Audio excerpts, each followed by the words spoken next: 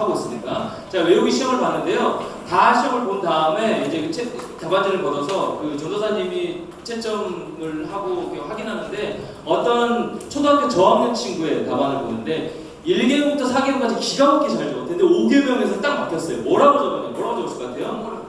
내 부모를 공격하라 이죠. 요거는 있지만 물론 이제 저학년이기 때문에 뭔가 이 단어 공격이라는 단어가 조금 생소하고 어렵고 이해되지 않아서 이렇게 적을 수도 있지만 물론 그럴 수도 있지만 아니야 진심이야? 진짜 부모를 공격해야 돼 이렇게? 그러니까 아니죠. 그래서 부모를 공격하라 그런 얘기를 그 얘기를 듣고 책에서 보고 한참 뭔가 재밌기도 하면서 진짜 이 아이들이 혹여나 부모님에 대해서 그렇게 생각하고 있지는 않을까라는 여러분 지금 반응처럼 있지는 않을까라는 마음이 좀 걱정도 되고 씁쓸하기도 했습니다. 사랑하는 여러분, 여러분의 부모님을 생각하면 어떻습니까? 여러분의 부모님을 생각하면 어떠냐라는 거죠. 청소년기 시기에는요, 부모님과 갈등이 참 많죠. 대립이 참 많이 있습니다. 부모님이 이거 해라, 저거 해라, 이거 하지 말아라, 저거 하지 말아라, 공부 좀 해라, 막 이렇게 하다 보니까 갈등이 많이 있어요. 특히나 부모님 중에서 엄마의 특징이 있어요. 뭐예요? 진짜 옳은 말이고 여러분이 그 어머니 말을 들으면 엄마의 말을 들으면 진짜 여러분이 앞으로 잘 되는 그 길이 딱 열렸는데 내가 올바르게 성장할 수 있는 그 말이 근데 들으면 엄마가 하면 그렇게 기분 나쁘게 하신다는 거죠. 그렇죠. 어렸을 때 목사님 그랬던 것 같아요. 엄마 늘 좋은 말이고 옳은 말인데 엄마가 얘기하는 건 늘 기분 나쁘게 들리는 거죠. 그렇죠. 그런 특징이 있는데 우리를 낳아주시고 지금까지 이 순간까지 건강하게 키워주셨는데 그런 감사한 마음은 알지만 그래서 내가 더 잘해야겠다는 마음이 들지만 쉽사리 이 5계명 부모를 공경하라는 이 말씀이 당장 우리의 마음을 움직이거나 진짜 부모님께 잘해야겠다 이 말씀을 통해서 내가 더 좀 부모님을 사랑해야 되겠다 행동하게끔 만들지 못한다는 거죠. 또 고리타분한 뭔가 또 부모를 공경해야 되고 뭔가 또 잘하라는 얘기가 보다 이렇게 우리가 받아 넘길 수밖에 없다는 겁니다. 우리 인식 자체가. 그런데도 이 인간에 대한 계명을 시작한 이 5계명에서 가장 먼저 부모를 공경하라고 말씀하신 이유가 뭘까요? 가장 첫 번째로 5계명이 딱 이 인간 계명에 대해서 시작하는 말씀이 이 부모 공경이 이유가 무엇일까요? 아까도 얘기했지만 여러분 1계명부터 4계명까지 누구에 대한 계명? 하나님에 대한 계명. 그러니까 1계명부터 4계명까지는요 엘로힘, 이 하나님이라는 표현이 다 들어가 있어요. 그런데 5계명부터 10계명까지는 인간 계명이다 보니까 엘로힘, 이 하나님에 대한 표현 언급이 없습니다. 그런데 유일하게 예외적으로 이 5계명에만 하나님 엘로힘이라는 표현이 담겨져 있어요. 무슨 의미냐면 5계명은 하나님을 섬기는 만큼 중요한 주제가 됨을 우리가 깨닫고 알 수가 있는 겁니다. 너무너무 중요한 거예요. 그래서 가장 먼저 부모 공경하는 말씀을 인간에 관한 계명 첫 부분에 넣어 말씀하게 하신 겁니다. 부모가요, 여러분의 부모님이 하나님과 이웃 사이를 연결하는 고리가 되는 거예요. 하나님 사랑, 이웃 사랑이라고 했죠. 쉽게는 크게 두 가지가 그 중간에 부모님이 하나님을 사랑하고 이웃을 사랑할 수 있는 연결 고리로 역할을 감당해 주신다는 거죠. 하나님을 공경하듯 인간 부모님을 우리 육신의 부모님을 공경하고 사랑해야 비로소 6계명 이어지는 살간 도거탐, 살인하지 않고 간음하지 않고 도적질하지 않고 남의 것을 탐내지 아니하고 거짓 증거하지 않냐고 남의 것 탐내지 않고 일부 때도 헤맸는데 거짓 증거하지 않고 남의 것 탐내지 않고 이 6계명부터 10계명의 말씀을 비로소 이룰 수 있게 된다는 거예요. 이 5계명부터 시작으로. 그렇다면 여러분 이 5계명에서 말하는 공경의 의미가 뭘까요? 부모를 공경하러 가는 이 공경의 의미가 뭘까요? 어떻게 우리는 부모를 공경할 수 있을까요? 이 공경의 사전적인 의미가 무엇이냐면 공손히 받들어 섬기다입니다. 공손히 받들어 섬기다가 바로 공경이에요. 그래서 내 부모를 공경하라는 것은 부모를 공손하게 조심하여 섬기고 정중하게 받드는 것이라고 사전적인 의미로 그대로 해석할 수 있겠죠. 영어로는 honor 그대로입니다. 그런데 여러분 이 성경이 쓰여진 원문 히브리어 원문으로 살펴보면 조금 더 깊은 의도가 담겨져 있음을 볼 수가 있어요. 이 공경이라는 단어가 히브리어로 배우자는 거 아닙니다. 이 공경이라는 단어가 히브리어로 카베드예요. 카페트가 아니고 카베드라고 이해하면 돼요. 이 카베드인데 당시 사람들은 이 카베드, 이 공경이라는 단어를 세 가지 용법으로 사용했어요. 세 가지로 사용했어요. 나눠서 첫 번째로 뭐냐면 무게를 잴 때, 저울의 무게를 잴 때 이 공경, 이 카베드라는 단어를 사용했습니다. 두 번째로 어떤 사람에게 상대에게 영광을 돌리거나 어떤 사람을 높이거나 영화롭게 할 때 이 단어를 썼습니다. 두 번째 의미. 세 번째로는 무겁다라는 의미로 이 카베드라는 이 공경이라는 단어를 사용했습니다. 여기서 무겁다는 것은 뭐 몸무게가 많이 나가서 무겁다 이런 의미가 아니라 비중 있게 여기다, 중요하게 생각하다라는 이 무겁다라는 의미입니다. 자, 그렇다면 이 5계명에 사용된 이 부모를 공경하라, 이 공경이라는 카베드의 의미가 이 세 가지 용법 중에서 어떤 의미로 쓰여지는 걸까요? 첫 번째, 두 번째, 세 번째. 저울에 무게를 달 때, 아니면 사람을 높이고 공경할 때, 영화롭게 할 때, 아니면 세 번째로 무겁다, 의미 있게 중요하게 생각하다. 어떤 의미일까요? 첫 번째, 두 번째, 세 번째 중에서 찍어봐. 마지막 번째, 세 번째로 항상 마지막에 얘기하는 거예요. 중요한 거는. 자, 세 번째, 이 중요하다, 비중 있게 여기다라는 이런 의미로 사용했다는 겁니다. 그러니까 이 5계명 말씀을 원문 그대로 지역해 보면 부모를 높이고 중요하게 여기고 섬겨라라는 뜻으로 해석할 수 있는 거예요. 그래서 우리가 5계명 말씀 따라 부모를 공경하려면 먼저 부모를 중요하게 생각하고 의미 있게 여기고 예의를 다하고 하는 행동부터가 시작인 거예요. 그런데 여러분, 어떤 친구들이 이렇게 얘기할 수 있어요. 목사님, 그래요, 5계명 부모를 공경하는 말씀 알겠어요. 그런데 이런 부모도 공경해야 돼요? 우리 부모님은요, 우리 아버지나 어머니 같은 분도 공경해야 되고, 이런 우리 어머니는요, 우리 아버지는요, 매일 술을 드세요. 매일 술을 드시면서 술만 먹으면 짐승이 되어서 가족들을 다 폭행해요. 폭언을 일삼고요. 이런 아버지도 섬겨야 되나, 공경해야 되나. 우리 어머니는요, 진짜 저를 사랑하는지 잘 모르겠어요. 저에게 맨날 심한 욕을 하고요, 심한 상처를 주는데 이런 어머니도 공경해야 되나요?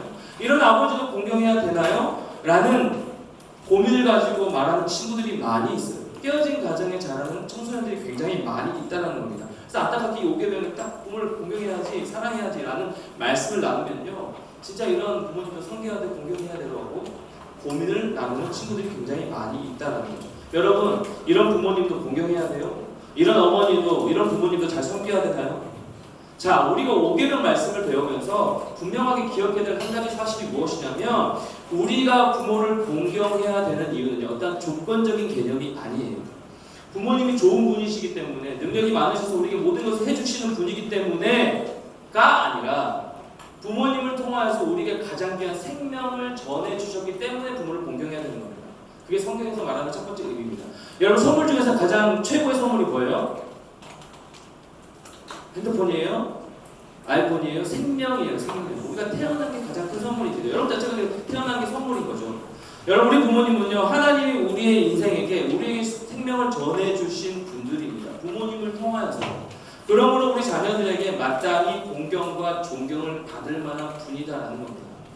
부모님을 통해서 가장 귀한 생명을 주셨기 때문에, 우리도 살아가도록 인도하여 주셨기 때문에 그 자체만으로 부모를 공경해야 되는 겁니다. 이것이 성경에서 말씀하시는 거예요.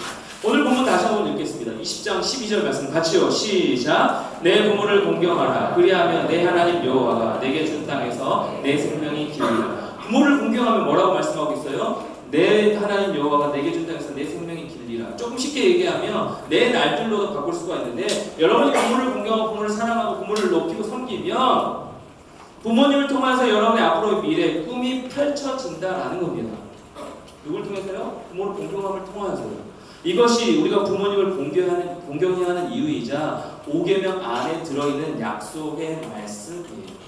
사랑하는 여러분, 여러분의 부모님들이 자격 없는 것처럼 보일 때가 많이 있어요. 부족하게 보일 때가 많이 있습니다. 하지만 여러분이 이 말씀을 따라 순종하며 반응하며 나아갈 때 비로소 나를 향한, 여러분 각자를 향한 하나님의 계획과 사랑을 깨달을 수가 있는 거예요. 하나님 자신과 하나님의 백성들의 관계를 묘사할 때 아버지와 아들의 관계로 말씀하셨어요. 출애굽기 4장 22절 말씀, 네, 같이 읽겠습니다. 시작. 내 아들 내 장자라고 말씀하시죠. 구약에서 하나님께서는 이스라엘 민족만을 아들이라고 부르시는 것, 이렇게 하나님과 이스라엘의 관계를 부자 관계로 표현하는 것은요, 신약시대에 들어와서 더욱더 우리가 쉽게 보편화되어서 오늘날 누구든지 그리스도인들은 하나님을 부를 때 뭐라고 부르나요? 하나님 아버지라고 부를 수 있게, 아빠 아버지라고 부를 수 있는 그 은혜를, 특권을 허락하여 주신 겁니다. 보편적으로. 따라서 우리 육신의 우리 부모님, 엄마 아빠를 공경하지 않은 사람은요, 하나님 아버지라고 부를 수 있는 자격이 없게 되는 거예요. 눈에 보이는 육신의 아버지 어머니를 공경하지 않는 사람이라면 그 사람이 어떻게, 그 친구들이 어떻게 부모님, 보이지 않는 하나님을 섬기고 사랑하고 공경할 수가 있겠어요? 없겠죠? 없는 겁니다. 그러므로 5계명은 단순히 부모와 자식 간의 인간관계만을 말씀하신 것이 아니라 한 걸음 더 나아가 하나님과 인간과의 모든 관계까지 포함하는 계명으로 말씀해 주신 거예요. 잘 듣고 있지? 더 중요한 우리 부모님은요, 이 땅에서 하나님의 대리자로서 역할을 부여하셨습니다. 하나님이 여러분에게 부모님을 주시면서 하나님의 대리자 역할로 감당하게 역할을 주신 거예요. 성경에서 여러분 경외한다라는 말이 있어요. 경외한다는 말은요, 하나님에게만 쓸 수 있는 거. 어느 누구도 우리는 경외해서는 안 됩니다. 하나님만을 경외해야 되는 존재로 우리를 지으심 받았는데, 오직 하나님과 쓸 수 있는 이 경외한다는 말이 한 가지 예외가 있습니다. 레위기 19장 3절 말씀 볼게요. 같이요. 시작. 너희 각 사람은 부모를 경외하고 나의 안식일을 지키라. 나는 너희의 하나님 여호와이니라. 모든 사람은 부모를 경외하라고 말씀하고 있어요. 자, 우리 부모님은요, 하나님의 대리자여 동역자로서 우리가 경외해야 될 하나님 외의 유일한 대상이라고 말씀하고 있는 겁니다. 그런 의미에서 우리는요, 이 말씀을 따라 부모를 공경해야 됩니다. 에베소서 6장 1절 말씀 같이요. 에베소 6장 1절 같이요. 시작. 자녀들아 주 안에서 너희 부모에게 순종하라. 이것이 옳으니라. 사도 바울 선생님이 말씀 뭐라고 하고 있어요? 주 안에서 너희 부모에게 순종하라. 이것이 옳은 일이니라. 부모에게 순종하고 공경하는 것이, 부모를 사랑하는 것이, 섬기는 것이 옳은 일이라고 말하고 있는 거죠. 하나님께 순종하든 부모에게 순종하고 공경하는 것이 옳은 일입니다. 주 안에 사랑하는 여러분, 보세요. 여러분 하나님 사랑하세요? 하나님 사랑하시나요? 하나님 경외하시나요? 안타까운 것은요, 하나님을 두려워하지 않고 하나님을 제대로 믿지 않은 사람들은요, 마찬가지로 가정에서 부모님을 업신여기고 존경의 대상으로 여기지 않아요.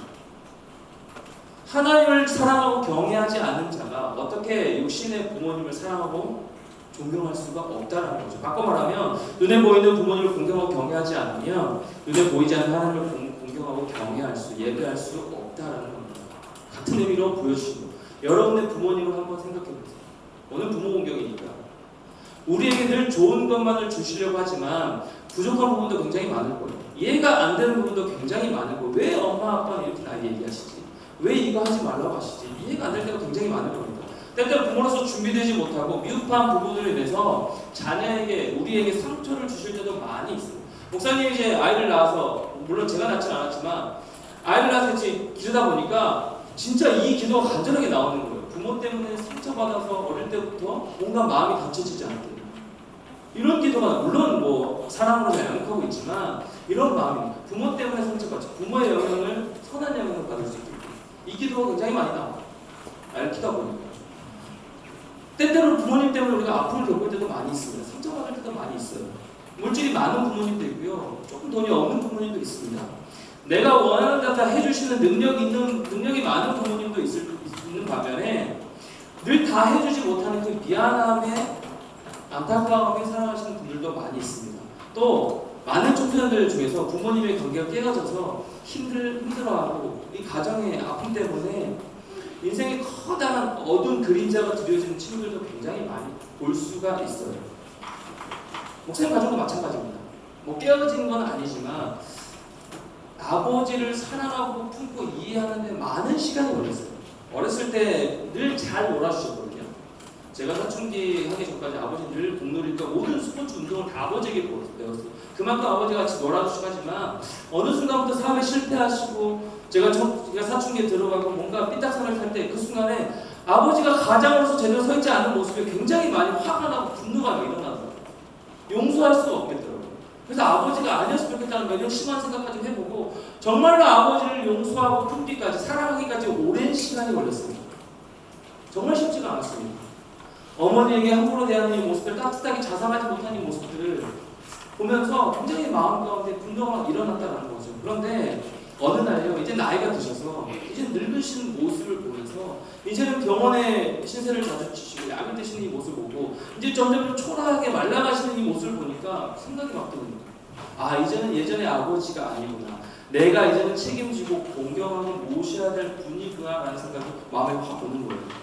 그러면서 이 말씀을 준비하면서 이 땅에 하나님의 대리자로 하나님을 경외하는, 똑같이 경외하고 존중받아야 할 대상이 부모님임을, 아버지임을 깨닫고 나니 더욱더 부모님에 대한 사랑과 이 애틋한 마음이 크게 일어나게 되더라고요.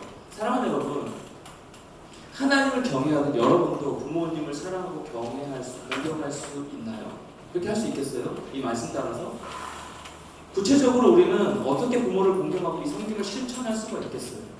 5계명 부모를 공경하라고 말씀하시는데 도저히 내 마음 가운데 일어나지 않는데 여전히 내 마음 가운데 부모님에 대한 상처가 있는데 아픔이 있는데 뭔가 좋은 생각이 좋은 기억이 없는데 아니면 뭐 부모님을 생각할 때 내가 공경하는 마음까지 아닌데 경외하는 마음까지 아닌데 라는 친구들 많이 있을 텐데 일단 어떻게 이 말씀 따라서 우리가 부모를 공경하고 사랑하고 섬김을 실천할 수가 있을까요? 그것은요 가장 먼저 어떤 나의 노력과 당장 뭐 사랑한다 고백하고 뭐 사랑의 감사의 편지를 쓰고 용돈 드리는 거 이런 인간적인 방법이 아니고요 가장 중요한 건 가장 먼저 하나님 아버지의 사랑을 내 마음 가운데 다시 깨달아야 한다라는 겁니다. 그 사랑으로 우리가 부모님을 사랑하고 공경할 수 있는 거예요. 뭐냐면 우리에게는 사랑할 능력이 없어요. 사랑하게 해주세요. 이웃 사랑하게 해주시고 하나님이 계명 따라 내가 말씀 따라 사랑하게 해주세요. 아무리 우리가 기도한들 우리의 의지로 우리 힘으로 사랑할 수 없는 존재입니다. 그 하나님 아버지의 사랑이 내게 왔기에 그 사랑에 힘입어서 우리가 남을 사랑하고 돕고 섬길 수 있는 거예요. 그렇기에 내 마음 가운데 이 하나님 아버지의 사랑이 제대로 인식되지 않고 새겨져 있지 않다? 어떻게 부모님을 사랑할 수 있겠어요? 미운 게 보이는데 내게 상처 준 게 보이는데 술만 드시고 오시면 킹하고 뿜어나는 이 모습이 당장 눈앞에 보이는데 어떻게 섬기고 공경할 수가 있겠어요? 먼저 하나님 아버지의 사랑이 내 마음 가운데 깨닫고 새겨져야 하는 겁니다. 어떤 친구들은요 부모님의 역할이나 나에게 얼마나 희생하고 나에게 얼마나 잘해주냐에 따라서 태도가 달라진 친구도 있어요. 부모님에 대한 태도. 그리고 어떤 친구들은 부모님의 받은 상처와 이 깨어진 가정으로 인해 도저히 부모님을 용서할 수도 없고 공경하기 힘든 친구들도 많이 있습니다. 내리사랑이라고 하잖아요. 부모님부터 받은 사랑이 있어야 그 사랑을 받고 누려야 우리도 사랑하고 섬길 수가 있겠는데 도리어 우리도 사랑을 나눠줄 수가 있겠는데 뭐 받은 사랑이 없으니 결핍이 생기고 마음 가운데 짐이 생기고 이런 거예요. 부모님이 누구신가에 따라서 우리의 환경과 상황이 달라지기 때문에 하지만 여러분 우리 육신의 아버지, 어머니, 부모님은 연약하고 부족한 부분들도 많고 우리에게 아픔도 많이 주고 연약한 모습이 많이 보이지만 우리를 사랑하시고 우리가 예배하는 하나님 아버지의 사랑은요 결핍이 없어요. 하나님 아버지의 사랑은 흔들림이 없습니다. 어제나 오늘이나 영원토록 변함없으신 꾸준하신 하나님 아버지의 사랑 그 사랑을 받은 자들이 바로 저와 여러분들입니다. 부모님은 연약할지라도 하나님 아버지의 사랑은 흔들림이 없다는 사실입니다. 우리는요 예수 그리스도를 통해서 이 사랑을 받은 자들입니다. 누리고 있는 자들입니다. 예수님이 주신 사랑과 은혜로 우리도 자꾸만 사랑만 받기만 하려고 하고 간구하는 존재가 아니라 사랑하며 섬길 수 있게 된 겁니다. 그렇게 사랑하는 여러분 우리가 부모님을 공경하고 이 말씀 따라 실천하고 섬기려면 사랑하려면요 먼저 우리에게 주신 하나님의 사랑을 깊이 깨달아 나가야 한다는 거예요. 이 시간 말씀을 통하여서 그 이후에 또 기도하며 결단하고 나아갈 때 온전한 하나님의 사랑이 나를 향한 그 예수 그리스도의 사랑이 그 십자가의 사랑이 다시 한번 새겨진 그 은혜가 임해야 한다는 거죠. 그 사랑의 마음으로 그 하나님의 사랑의 마음이 내 안에 충만해졌을 때 그 모습으로 그 마음으로 부모님을 바라보세요. 달라지는 거예요. 내 안에 사랑이 충만하게 임했을 때 부모님을 바라보세요. 달라지는 겁니다. 목사님 힘으로 용서할 수 있었겠어요? 물론 뭐 제가 용서하고 대상이 아니지만 아버지 존재가 사랑해야 되고 섬겨야 되고 높여드려야 될 존경해야 될 대상이긴 하지만 마음껏 용서가 안 됐습니다. 인간의 힘으로. 그런데 하나님의 사랑이 제 안에 충만하게 다시 한번 깨달아지고 임했을 때 비로소 아버지가 연약함이 보이고 함께 품어야 될 대상으로 마음 가운데 안아줄 수 있는 마음이 생긴 겁니다. 마찬가지입니다. 우리가 부모님을 공경할 수 있는 단 한 가지 방법이 뭐라고요? 하나님의 사랑이 내 안에 충만하게 깨달아지고 임해야 한다는 사실이에요. 이 마음으로 부모님께 예의를 다해 행동하고 조심스럽게 행하고 부모님이 늙어 이제 생활력이 상실되었을 때도 부모님의 위치로서 합당하게 대우해주고 마지막에 뭐예요? 물론 순서는 없지만 가는 순서는 없지만 마지막까지 장례를 예의 있게 다 포함하여 공경하고 섬겨야 한다는 것입니다. 사랑하는 여러분 결국 이 5계명은요 하나님을 경외하듯 이 땅에서의 육신의 우리 아버지 어머니 부모님을 공경하고 사랑하는 동급의 의미로 우리에게 하시는 말씀이에요. 너희가 나를 사랑하고 나를 경외하듯 너희 육신의 부모님 대리제로 우리에게 주신 부모님을 사랑하고 섬겨라라는 말씀으로 이 요계명을 허락하여 주신 겁니다. 우리 부모님은요, 이 땅에 하나님의 대리자예요. 그러니까 부모님을 통해서 하나님을 바라보는 것이죠. 이러한 부모님을 높이고 중요하게 여기며 예를 갖춰 마지막까지 공경하는 우리 중등부 모든 친구들이 됐으면 참 좋겠습니다. 부모 공경의 말씀에 순종하며 하나님께서 우리에게 주신 땅에서 우리의 생명이 길게 될 것이고 여러분의 꿈과 미래가 펼쳐진다고 말씀 나왔습니다. 사랑하는 여러분, 그렇다면 중요한 건 시간을 놓치지 마세요. 시간은 흐르는 것이지 멈추지 않습니다. 마찬가지로 여러분이 부모님과 함께 할 수 있는 시간이 영원하다고 생각하지 마세요. 목사님도 엊그제가 청소년기 시절이었던 것 같아요. 근데 지금은 완전히 달라진 모습이에요. 부모님의 모습이 완전히 달라진 모습이에요. 점점 생각해 주시죠. 시간은 기다려주지 않습니다. 영원히 부모님 우리 곁에 머물러 계시지 않아요. 그렇기에 오늘 당장 이 말씀 주신 말씀 생각하면서 당장 부모님께 진심을 다해 사랑한다고 고백하고 표현하기 시작하는 겁니다. 감사의 마음을 어떻게든 전하는 겁니다. 부모님을 통해서 이 땅 가운데 내 태어나게 해주셔서 감사하고 생명을 주셔서 감사합니다. 하나님의 사랑을 깨달을 수 있도록 인도해 주셔서 감사합니다. 기도하고 함께 마음을 나누는 겁니다. 이 시간 하나님의 사랑을 가장 또 깨닫고 나아가면서 혹시나 부모님과의 관계가 깨어진 친구들이 있다면 속히 회복이 일어나는 그런 은혜도 함께 있었으면 좋겠습니다. 그리고 믿는 부모님들이 말씀을 기준으로 제대로 서지 못하고 우리를 그렇게 여러분의 신앙으로 양육하지 못하고 우리 주위에 뭐 시험 기간이 오르면 맞아도 괜찮아 이렇게 혹시나 하시는 분들이 있다면 수련회 안 가도 돼 이렇게 말씀하시면 되면 여러분이 더 말씀으로 깨어서 부모님께 기도하고 고면해 드리는 겁니다. 그것이 좋은 관계입니다. 사랑하는 공경하는 관계입니다. 더 나아가서 믿지 않는 부모님들 있잖아요. 우리 부모님 아직 교회 안 다니시는 분들 있잖아요. 가장 큰 효도가 뭘까요? 가장 큰 효도가 뭘까요? 용돈 많이 드리는 걸까요? 여러분 부자 돼서 편하게 살 집을 드리는 걸까요? 물론 그것도 효도겠지만 가장 큰 효도는 하나님의 사랑을 여러분의 입술을 통해서 부모님에게 전하는 것이 가장 큰 효도인 줄 믿습니다. 여러분의 마음을 통해서 여러분이 받은 사랑, 여러분이 받은 그 은혜들을 전하는 것, 그것이 가장 큰 효도일 줄 믿습니다. 이 시간 하나님의 사랑을 다시 한번 깨달아가 그 사랑 가운데 그 사랑으로 힘입어 부모님을 공경하고 사랑하고 표현하며 끝까지 예의를 다해서 공경하고 섬기는 우리 중국 모든 친구들이 되시기를 예수님의 이름으로 축복하고 축원합니다. 이 공경의 말씀, 이 부모를 공경하는 말씀 쉽게 여기지 마세요. 우리에게 생명을 주신 부모님, 그 자체만으로도 섬기고 우리의 섬김을 받아 마땅하신 분들입니다. 소외당한 분들이 없도록 마지막까지 예를 갖추고 잘 섬겨드리고 하나님을 공경하듯입니다. 하나님을 공경하듯 하나님을 경외하듯 우리 부모님을 잘 섬기고 사랑하는 저와 여러분 모두가 되시기를, 그리고 실제적으로 사랑하는 진심으로 고백하며 관계가 회복되어지기를 주님의 이름으로 간절히 축원합니다. 같이 한번 일어나서 찬양하겠습니다. 날 사랑하는 이 예수, 같이 찬양합시다.